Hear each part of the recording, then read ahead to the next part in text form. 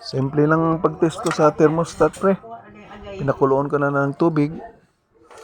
Basta may movement siya, mag-open yung rubber niya.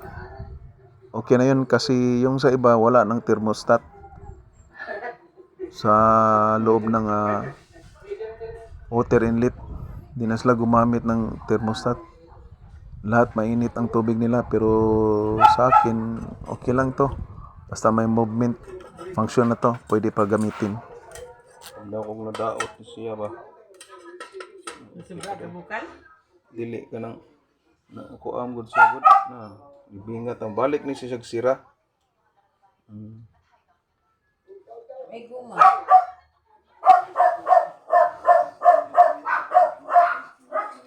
Masira na. Ay, kapatid. Kapatid.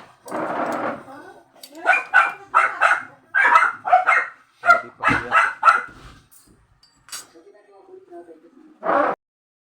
Ito, pwede pa magamit ito, pre. Ito, sirado na siya. So, ganito. Pwede pa to.